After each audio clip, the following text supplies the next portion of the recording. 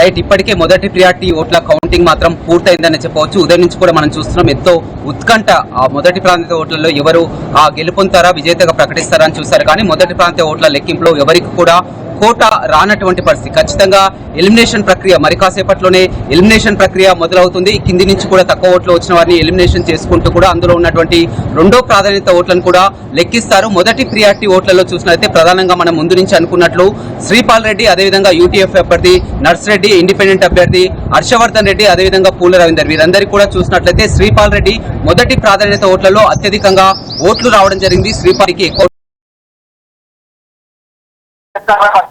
మొదటి ప్రియారిటీ ఓట్లలో మాత్రం అత్యధికంగా శ్రీపాల్ రెడ్డికి ఉంది. రెండవ స్థానంలో యూటీఎఫ్ నర్సిరెడ్డి, అదేవిధంగా హర్షవర్ధన్ రెడ్డి, ఆ తర్వాత పూల రవీందర్ కు వచ్చినటువంటి అవకాశం లభించింది. ఇప్పుడు అందరి దృష్టి రెండవ ప్రియారిటీలో అత్యధికంగా ఎలిమినేషన్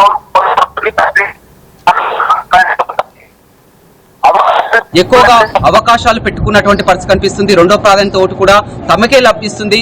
ఖచ్చితంగా గెలుపొందుతామని శ్రీపాల్ రెడ్డి చెప్తున్నారు. కానీ యూటీఎఫ్ అభ్యర్థిలో మాత్రం ఒక టెన్షన్ అయితే మొదలైంది. ఎందుకంటే మొదటి ప్రాధాన్యత ఓట్లు వారు అనుకున్నంత విధంగా కూడా మొదటి ప్రాధాన్యత ఓట్లు యూటీఎఫ్ కు అన్ని విధాలా వేశారు. కానీ రెండో ప్రాధాన్యత ఓట్ల విషయానికి వచ్చేసరికి యూటీఎఫ్ కు రెండో ప్రాధాన్యత ఓట్లలో చాలా తక్కువగా ఉండే అవకాశం కనపడుతుంది. కాబట్టి వారంతా కూడా ఒక టెన్షన్ గా ఎదురు చూస్తున్నటువంటి పరిస్థితి కనిపిస్తుంది. కానీ శ్రీపాల్ రెడ్డి శ్రేణుల్లో మొత్తం పీఆర్టీ శ్రేణుల్లో మాత్రం ఒక గెలుపుపై వారి యొక్క ధీమా వ్యక్తం అవుతుంది, ఆనందం వ్యక్తం చేస్తున్నటువంటి పరిస్థితి అయితే కనిపిస్తుంది. గతంలో ఎప్పుడూ లేనంత విధంగా క్యాంపెయిన్ విషయంలో కానీ మొత్తం మీద ఎన్నికలు హోరాహోరీగా కొనసాగి, ఎందుకంటే అంతా కూడా గతంలో పీఆర్టీ యూనియన్ నుంచి పనిచేసిన వాళ్ళే పోటీ చేయడం జరిగింది. బీజేపీ నుంచి సరోత్తం రెడ్డి కానీ, పూల రవీందర్ కానీ, హర్షవర్ధన్ రెడ్డి కానీ, శ్రీపాల్ రెడ్డి కానీ వీరంతా కూడా పీఆర్టీ యూనియన్ కు అనుబంధంగా గతంలో పనిచేసిన వారే మళ్ళీ అంతా కూడా పోటీలో ఉన్నటువంటి పరిస్థితి కనిపిస్తుంది.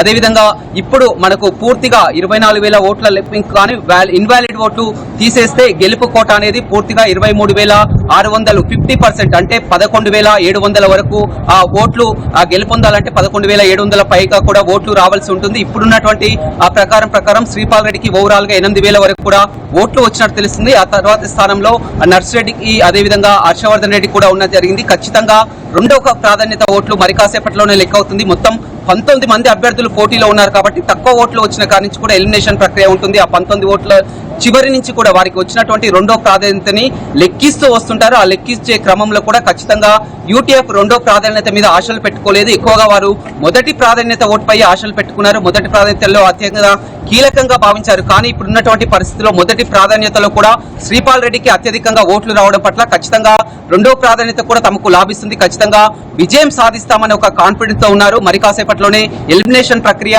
ప్రారంభం అవుతుందని చెప్పవచ్చు. ఇప్పటికే ఉదయం నుంచి కూడా చూస్తున్నాం. ఉదయం ఎప్పుడైతే 8 గంటలకు ఆ కౌంటింగ్ ప్రక్రియ ప్రారంభమైందో అప్పటి నుంచి కూడా బండెల్స్ కట్టే ఆ పనిలో ఉన్నారు. పూర్తిగా 11 గంటల వరకు బండెల్స్ ముగిశాయి. ఆ తర్వాత 11 గంటల నుంచి ఏకకాలంలోనే మొత్తం 25 టేబుల్స్ ఏర్పాటు చేయడం జరిగింది. 24,000 ఓట్లు కూడా ఎట్ ఏ టైం అన్ని కౌంటర్లో కూడా అన్ని టేబుళ్ల మీద కూడా కౌంట్ చేసినటువంటి పరిస్థితి కనిపిస్తుంది. అందులో మొదటి ప్రాధాన్యత ఓట్లలో శ్రీపాల్ రెడ్డికి అత్యధికంగా ఓట్లు వచ్చినట్లు కూడా తెలుస్తుంది. మరి కాసేపట్లోనే అఫీషియల్ గా రిటర్నింగ్ అధికారి ఎవరైతే ఉన్నారో ఇలా త్రిపాఠి రిటర్న్ అధికారి అఫీషియల్ గా ఎవరెవరికి మొదటి ప్రాధాన్యత ఓట్లలో పూల రవీందర్ కి వచ్చిన ఓట్లన్నీ, హర్షవర్ధన్ రెడ్డికి వచ్చిన ఓట్లన్నీ, అదేవిధంగా శ్రీపాల్ రెడ్డికి వచ్చిన ఓట్లన్నీ, ఈ విధంగా వివరాలను కూడా తెలియజేస్తారు. అదేవిధంగా వ్యాలిడ్ ఓట్లు, ఆ ఇన్వాలిడ్ ఓట్లు తీసేసి మొత్తం వ్యాలిడ్ ఓట్లని బయటగా చేస్తారు. 50% చేసి +1 అంటే ఆ గెలుపు కోట కావాలంటే మొత్తం వ్యాలిడ్ ఓట్లలో కూడా 50% చేసి +1 గా గెలుపు విజేతగా ప్రకటిస్తారు. ఇప్పుడున్నటువంటి పరిస్థితిలో కూడా మొదటి ప్రాధాన్యత లెక్కింపు పూర్తయింది. మొదటి ప్రాధాన్యత లెక్కింపులో కూడా ఎవరికి కూడా కోట రానటువంటి ఫలితం కనిపిస్తుంది. ఫలితం తేలలేదు. మనం ముందు నుంచే చెప్తున్నాం. ఖచ్చితంగా విజేతను తెలుసుకోవాలంటే ఖచ్చితంగా రెండో ప్రాధాన్యతను లెక్కించాల్సిందని మనం ముందు నుంచి కూడా చెప్తున్నాం.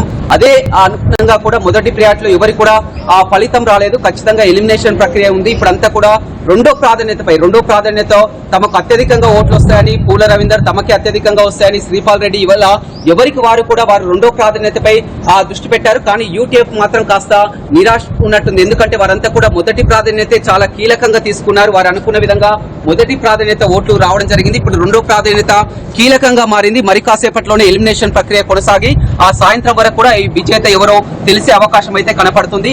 అత్యధికంగా ఇప్పుడున్నటువంటి మొదటి ప్రాధాన్యతలో లీడింగ్ మాత్రం పీఆర్టీ నుంచి పోటీ చేసిన శ్రీపాల్ రెడ్డి ముందు వరుసలో ఉన్నట్లు కూడా తెలుస్తుంది. అయితే కొనసాగుతూనే ఉన్నాయి నల్గొండ టీచర్ ఎమ్మెల్సీ ఓటర్ల లెక్కింపు అని కూడా అని చెప్పుకోవచ్చు. ఎందుకంటే తొలి రౌండ్ లో మొదట ప్రాధాన్యత ఓట్ల లెక్కింపులు కూడా స్టార్ట్ చేశారు. మరి ఈ రోజు ఉదయం 8 గంటల నుంచి కూడా ఇవన్నీ కూడా స్టార్ట్ అయ్యాయి. మరి తొలి రౌండ్ రిజల్ట్స్ కోసం ప్రతి ఒక్కరు కూడా ఆసక్తి చూపుతున్నారు. అంతేకాకుండా తొలి రౌండ్ తర్వాత ఎలిమినేషన్ ప్రక్రియ కూడా ప్రారంభం అవుతుందని ఇప్పటికే అధికారులు కూడా తెలిపారు. మరి తొలి రౌండ్ లో త్రిముఖ పోటీ కూడా నెలకొన్నట్లు కూడా సమాచారం అందింది. అంటే ప్రధానంగా టాప్ 3 వాళ్ళు కూడా భారీ అంచనాల మీద వీళ్ళు ముగ్గురు మాత్రమే గెలుస్తారని కూడా చెప్పుకొచ్చారు. దాంట్లో మొదటిగా నర్సిరెడ్డి ఉన్నారు, దాని తర్వాత పూల రవీందర్ రెడ్డి కూడా ఉన్నారు. ఇదంతా కాకుండా పూల రవీందర్ ఉన్నారు, దాని తర్వాత శ్రీపాల్ రెడ్డి కూడా అందరికన్నా ఎక్కువ అత్యధిక ఓటుతో కూడా గెలుపొందారు అని చెప్పి కూడా అందరూ ఆసక్తి చూపుతున్నారు.